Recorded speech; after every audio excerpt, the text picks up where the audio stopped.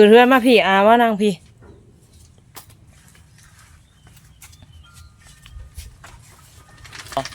อยู่แถวไรอุบลศรีสะเกษโอ้ไปจังมือเลยเออลูกสาวโอนเงินมาแหละไปบ่หรือว่าอะไรเอาคือไปซะนะมีญาจะมีเงินใช่ปะจะโบมีญานี่ปะบอกอยู่บ่มีญาไปบอกว่าในไรศรีสะเกษไกลบ่ศรีสะเกษนี่ศรีสะเกษอยู่มุกวะซะนะเอาตื่นฮะทางคนแก่นบ่เราก็หูโอ้จะเคยไปโอ้จะเคยไปทำงานเนาะโอ้สุดยอด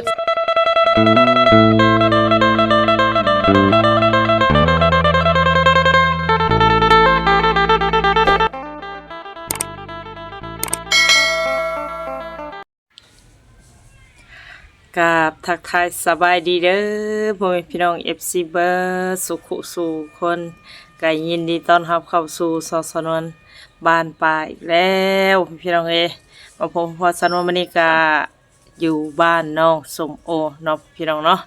ก็ขึ้นมาแต่พุ่นละทางสนวนก็ได้ไปงานแต่งหลานชายพี่น้องอยู่เมืองคงเซโรนเนาะเส้นทางไปทางปากเซพุ่นละพี่น้องอยู่หันกระซองมือเนาะไป3 มื้อที่3กลับบ้านพี่น้องไป2 คืน3 มื้อเนาะก็เลยตีกลับพี่น้องกับบ่มีเวลาทำคลิปทำหยังเนาะก็คือทางสนวนก็ไปซอยเวียกซอยงานทางเอื้อยพี่น้องเป็นงานแต่งร้านไส้แล้วก็เฮ็ดล้างถ้วยล้างบวงเก็บเครื่องเก็บของซอยเพิ่นหั่นล่ะเนาะก็เลยบ่ได้มีเวลาทำคลิปทำหยังให้พี่น้อง FC เบิ่งพี่น้องมื้อนี้ก็เดี๋ยวแต่พุ่นเดินทางมากะมาฮอดบ้านสมโอพี่น้องเดินทางมาบ้านน้องสมโอเนาะทางสร้างเพิ่นก็โทรหาทางสนเมื่อเช้านี้ว่าสิมาทาสีให้น้องเพิ่นพี่น้องแต่กับว่าเพิ่นว่าทางแม่ย่าน้องสมโอบ่อยู่ว่าซั่นเนาะประตูเรือนล็อกว่าซั่นบ่ฮู้ว่าเพิ่นไปไสพี่น้องมื้อนี้ก็เงียบสนิทเนาะแต่บ่ฮู้ว่าทางเด็กๆหรือว่าน้องสมโอน้องรอดเพิ่นก็ไปนำแม่ย่าบ่หรือว่าแนวใดจังไดทางสนวนก็สิเข้าพุ่นละเข้าไปถามทางอาวเพิ่นเพราะว่าเห็นแต่อาวเพิ่นพี่น้อง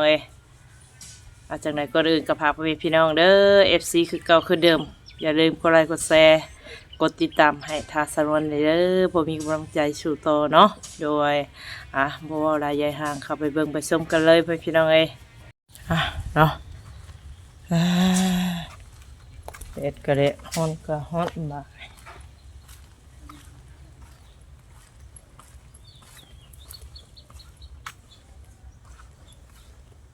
เงียบสนิทไปเซเบิร์เลยสบายดีใครอยู่ในน่ะใครเนาะอยู่ในบัดเนาะคืออยู่ในน่ะบ่เห็นเมนูมันมาบ่เป็นหยังเลยสบายดี FC แม่น่ะเป็นยังคือชึงชังนี่ฮะบ่สบายบ่เป็นยังเลยเป็นไข้ฮะใช้เสื้อสมโอยังทันมาสมโอก็ไม่ย่าไปใส่เลยขน้อยไปโรงเรียนเดินนี่ยังบ่ได้มาไม่ย่านะไปทางไกลไปใช้ไปทางไกลคือบ่กล่าวเมนวนแทบไปทางใดกะไปไสเลยไปกรุงเทพ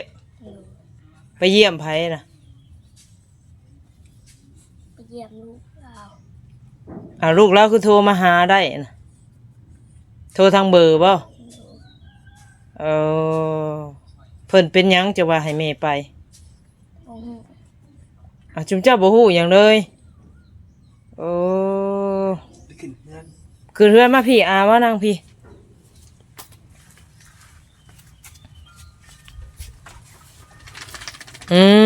แม่ย่าไปขึ้นเฮือนลูกสาว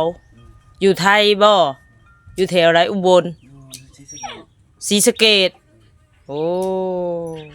ไปจังมื้อเลยเออลูกสาวโอนเงินมาแล้วไปบ่หรือว่าแนวไร เราบ่ได้โอนอยู่ เอาคือไปซะน่ะแม่ย่าจะมีเงินใช่บ่ เพิ่นนั่นเพิ่นหายมาเพิ่นสิจ่ายเองเพิ่นมาหับเอา มาหามูลอาหาร เลย โอ้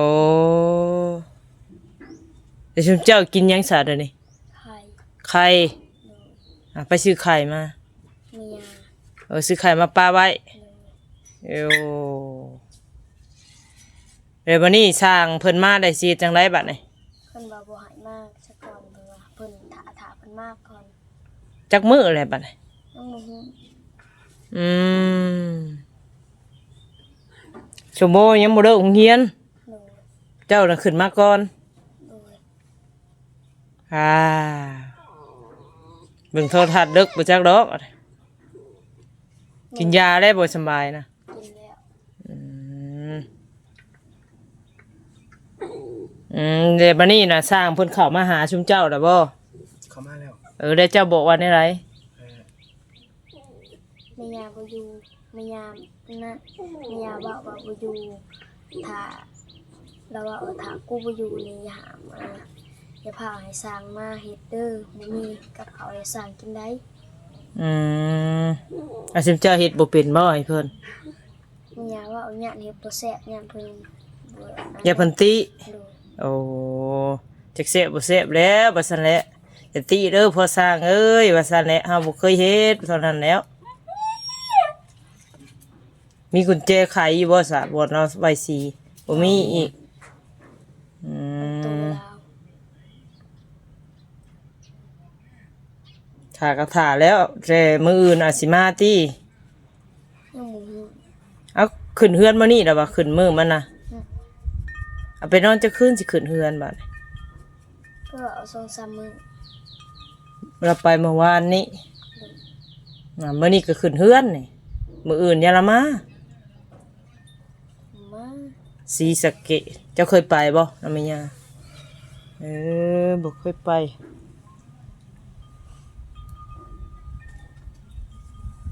เอาถ้าเราสร้างมาบ่ให้ใครก็แล้วแต่ว่าสร้างเพิ่นว่าสิเอาไข่ควงไข่เอาเพิ่นว่าเพิ่นสิทาสีให้เพิ่นว่ามื้อนี้หรือว่าโยะสะก่อนถ้าแม่ย่ามา เลย อ่า อยากเป็นหายอีก ยันย่าให้ เลย มาให้เมนวนพี่ให้เรามาให้เมนวนเด้อถ้าสิให้จังได้เพิ่นมาทาสีเพิ่นบ่ได้รอเจ้าได้เวียกใหม่เพิ่นมีได้เบอร์โทรศัพท์เราก็เอาไปแล้วแม่นบ่ โทรศัพท์มันอยู่ในเฮือน พอเมนวนโทรบ่ติดบ่ได้ติดได้เมนวนโทรมาหาเราบ่ได้เปิดเครื่อง ปะเมียนในเฮือน หับประท่านวัน หับบ่ทันแม่นบ่เว้าไปได้ โทรศัพท์ดังวัน ดังบ่ข่อยโทรน่ะบ่ติดจังได๋แหละ คนจับประทับหมดจับ อย่าสัญญาณมันเผื่อมันมาเนาะชโบขนานมาเถอะสะ จักโมงอะ โอ้ 11 โมง 11:28 นาทีเด้บ่มาพอดีแม่ย่านี่ยากก็ยังไปเนาะเราก็ได้เอาใจลูกสาวเราเนาะไผสินึ่งข้าวให้กินแต่เช้า เอาหนึ่งแต่เช้าเลย กินข้าวเช้ากันได้บ่ กินแล้ว อู้อย่างเนาะดำๆนี่เห็นมัดบ่นี่ละเบิ่งดูจบตีแม่นวลนี่นี่ดำๆนี่เห็นบ่ บ่แม่น ยังซะ หมด หมดพอดีคันดีอ่ะ สบายดี คือมานั่นแท้ล่ะมาดึกเฮ้ยมาสวยแท้ หักกะเลย ทางก็เลิก โอ้ย น้องดอกคือมาไว้แท้ซะ มันว่าเจ็บหัว จิ้มหัว ตัวฮ้อน น้อง ขายจะเป็นลม กินยาเด้อกินยาเด้อ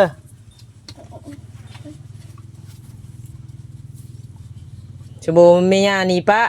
น้อง บอกอยู่บ่แม่ย่าไป บอก บอกว่าในไร สีสังเกต ศรีสะเกษไกลบ่ศรีสะเกษนี่ มีนาว่าอยู่หมุก ศรีสะเกษอยู่มุกว่าซั่นน่ะ ใช่ เอาตื่นเอากระฮือน้ำกัน ตื่นคำเบ้าน้องบ่วะนี่โอ้ยเนาะ ดังอะไรอยู่วะ ฮะ ไปทางคนแก่นบอก อาคนแก่นบ่ เราก็หัว เห็นป้ายเขียนบอกอยู่ โอ้เจะเคยไป เคยไปร้านรถ โอ้เจะเคยไปทำงานเนาะโอ้สุดยอดสุดยอดเจ้าก็ได้รู้จักศรีสะเกษอีก กลายไปไหนเห็นป้ายอยู่ โอ้เจะอ่านออกติโอ้ มันยัง ศรีสะเกษแล้ววะ บอก ไกลบ่ประมาณไกลอยู่บ่จากมุกไปหาศรีสะเกษ จักกิโล ใกล้เติบเลย โอ้ไกลเติบแล้ววะ ข้ามไปแล้วจังหอด โอ้ ก็รถทัวร์เนาะ โอ้ขี่รถทัวร์เนาะมันกะไปตามมันนั่นเด้อเนาะเออโอ้เราบ่เมารถเนาะอันแม่ย่าสุโอเป็นหยังเจ้าคือบ่ติดก้นเราไปบ่มีวัดเนาะเรามีบัตร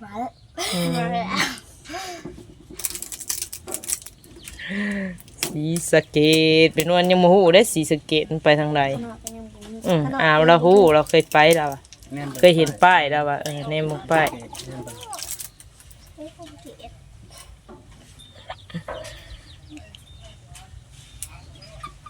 ไปเมื่อวานนี้ตอนเช้าติอืม เช้าออกไปเช้ากันได้ 8 โมง 7-8 โมง อืมโดนยังมาหาบเราน่ะ รถมันยังสารรถไตสาร รถโดยสารรถไตสารเนี่ยเลย รถโนซานหนู รถโดยสาร ก็เลยลืมห้องแล้วมึงเหรอ รถโดยสารเด้อว่ามันถือเนี่ยเป็นหัวขวัญได้จะสิคิดว่าอันคือจะเว้าเลยได้บ่แม่นได้ รถโนซานหนูเหรอ โดยสระโอยรอโดยรถโดยสาร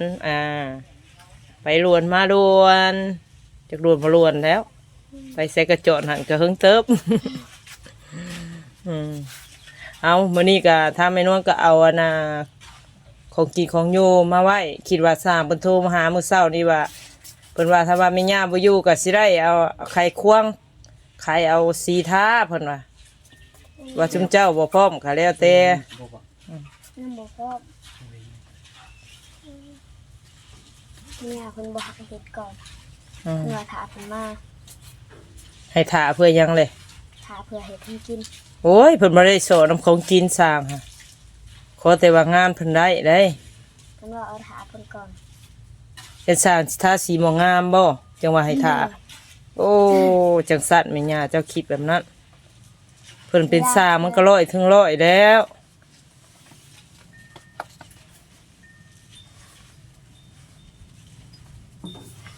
เนื้อกะเพรามามันก็บ่พลาดแล้วแวะนี่แวะอาหารมันก็สวยเติบ อืม อืมเดะซื้อของกินของโยเพื่อว่าอันสร้างอันเพิ่นมาว่าคิดว่าเอาเจ้าบ่ฮู้ซะหรอกเราเว้าอยู่เราว่าไปศรีสะเกษว่าสร้างเราเว้าทางเอาโลดว่าอันไปศรีสะเกษว่า สาคูว่า อ้าวฮู้แล้วเราเป็นคนเว้านะครับโทรศัพท์บ่เลยว่าเรามานี่ ระวัง เรามานี่เด้แต่เช้าผมนำไปเฮ็ดเทือนไผสามมื้อนี่ นั่นเวลา เห็นไหมล่ะ มาเพื่อนร้าน โอ้จักคน สาม 3 คน4 หาคนถูกบ่เนาะ สร้างอะไรสร้าง สั่งรถสั่งสั่งยอดสั่งโจ อืม สร้างสร้างก็ ก็สั่งตู้ สร้างตู้ ช่างตู้เฒ่านะบ่ ก็สั่งมอน ตื่นคะแนนว่าอุ้ย เฮ้ย โอ้ยเอาก็ได้ ตื่นแล้วบ่เรามาพะโลหนาจะติ ไม่ใช่ก็ยิ่งอย่างนี้แหละ เออ ถ้าที่เอาตื่น เอาตื่นสร้างก็เป็นว่าอะไรมันหยังอ่ะนี่มันจะเถื่อแล้วอ่ะนี่โอ้ยหาบดอยู่อ่ะดิกินยาแล้วง่วงนอนบ่มาเอาเครื่องไม่นวลเถอะไว้ เอาพี่น้องมื้อนี้ก็ซื้อของกินเนาะมาให้น้องสมโอพ่อพี่น้องเอ้ยโอ้มาหน่อยเบิด426,000พ่อพี่น้องเอ้ยเนาะเงินทางผู้รักผู้ใหญ่ที่ยังเดือไว้ซื้อกับข้าวกับน้ำนั่นแหละ ใจ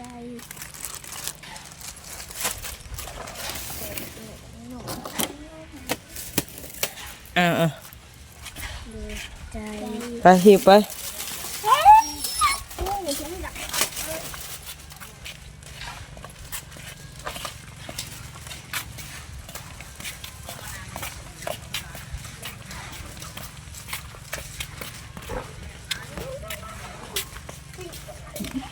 ทู่มากะมากินข้าวอยู่ว่าล่ะคือตามก้นเจ้าถึดๆแท้นี่ กิน แต่แบบบ่อิ่มนี่ก็ใหญ่ไว้เสิร์ฟเนาะ ไอ้โตเช็ดเบิ้ง อ้าววันนี้ก็คือซื้อปลากระป๋อง2 แพ็คเด้ออีหล่ะเด้อเอลซีกล่องหนึงไว้ญาติกันกิน3 คนเด้อคือสิบ่แพ้เล็ก2 โตเล็กน้อยผู้นี้คือสิบ่แพ้แล้วก็ไข่แต้หนึงเปิด426,000พี่น้องเอ้ยเนาะก็เป็นเงินทางแม่ยายเด้ออีหล่ะเด้อเอาขอบบุญขอบคุณทั้งเพิ่น ขอขอบคุณน้ำแม่ยายหลายๆเด้อที่แม่ยายสรุปสลามมาสันใดก็คอยอะไรก็คือ100 เท่ามันเท่าเด้อแม่ยายซอยต่อเติมของกินของอยู่เรือว่าบ้านเขาน้อยก็ขอบคุณน้ำแม่ลายให้บุญขับบุญสู้เด้อแม่ยายให้อายุหมันควรยืนให้อยู่ดีมีแฮงเด้อสาธุคือมีนวลคือกันถือเป็นสะพานบุญให้ลูกหลานก็ขออยู่ดีมีแฮงสุขภาพเข้มแข็งมีนวลปรารถนาสิ่งใดก็ขอได้สิ่งนั้นเด้อสาธุขอขอบคุณขอบใจลายบุญคำบุญสู้ให้อยู่ดีมีแฮงสุขภาพเข้มแข็งไม่เท่าสุดุจะดำสันใดขออะไรก็คือเลยเท่ากันเท่าเด้อคือไม่เท่าปรารถนาสิ่งใดก็ขอให้ได้สิ่งนั้นก็คือมีนวลคือกันปรารถนาสิ่งใดก็ขอให้ได้สิ่งนั้นเด้อสาธุ เอาใส่ ขอขอบคุณน้ำแม่ยาย คนน้ำมันยายลาย ที่มาซอยลูกซอยหลาน ผู้สรุปใส่ร้าน ขออยู่ดีมีแฮ ค ง อยที่มีแห้ง สุขภาพแข็งแร รั ง กแข็ง สาธุ สาธุ คือมีนวลคือกัน กัน ถือเป็นสะพานบุญให้ลูกให้หลาน พระวันให้ลูกหลาน ขออยู่ดีมีแฮงสุขภาพแข็งแรง ปังแข็ง สาธุ สาธุ เอาปันกันกินเด้อเอลซีเด้อจักกี่เฟ่ไผจะผู้ใดสิชนะ เดี๋ยวเบิ่งเอา แล้วเดี๋ยวมึงน้องโดดเลยน้องโดดได้หรอวะ